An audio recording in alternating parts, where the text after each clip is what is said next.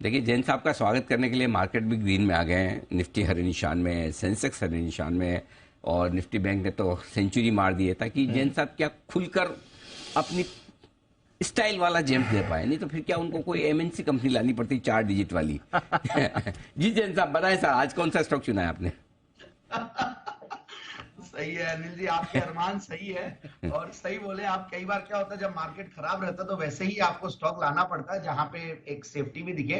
But आज एक गजब का स्टॉक लाया हूं और वो अरमान फाइनेंशियल सर्विसेज। और ये स्टॉक मैंने अक्टूबर के महीने में दिया था और अक्टूबर के महीने में देने के बाद जब दिसंबर का क्वार्टर का रिजल्ट्स आए तो it was all the more very exciting. गजब के रिजल्ट्स आए, यही रीजन है कि वापस से लाया हूं। और पहले मैं 2 बार जब दे चुका और तीसरी बार जब ला रहा हूं तो रीजन ये है कि देखिए ये सेक्टर बहुत गजब का कर रहा है। हम देख रहे हैं, देखिए कैसे क्रेडिट एक्सेस ग्रामीण और कुछ मैं चैनल चेक से बात कर रहा हूं कि ये सेक्टर बहुत जबरदस्त कर रहा है। क्योंकि पोस्ट कोरोना सबसे ज्यादा अगर अफेक्टेड कोई सेक्टर था तो ये पर्टिकुलरली यही सेक्टर था। उनमें भी ये पर्टिकुलरली मैं इसकी बात कर रहा हूं क्योंकि इनका माइक्रो फाइनेंस नाम अरमान फाइनेंशियल्स है, बट इनका अरमान से ही एक एक्रोनिम निकलता है नमरा, NAMRA, मतलब उल्टा अगर कर दो आप तो वो नाम से ये लोग अपने होली ओन्ड सब्सिडियरी चलाते हैं जिसमें माइक्रो फाइनेंस चलता है।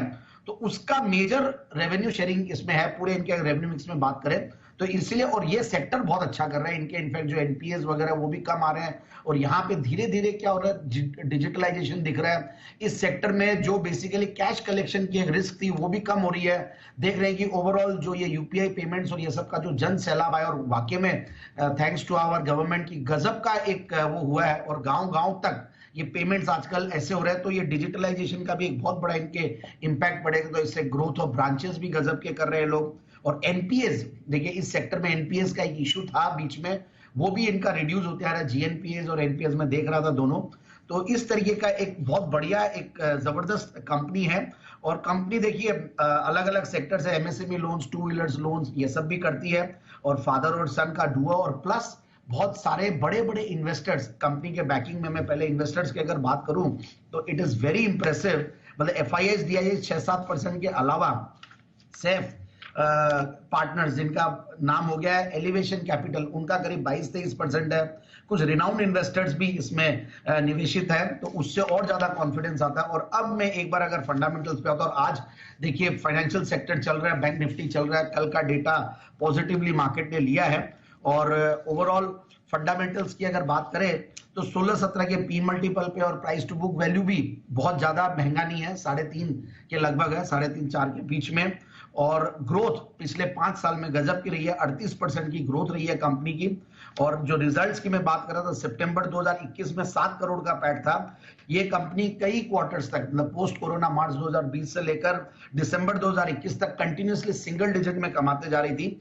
और अब उसके बाद जो भी ग्रोथ आई है और जो भी ये लोग एक्शन लिए, उसमें देखिए आप 20 करोड़ का पैट सितंबर 2022 में था, उससे भी ऊपर दिसंबर 2022 में 22 करोड़ का पैट है।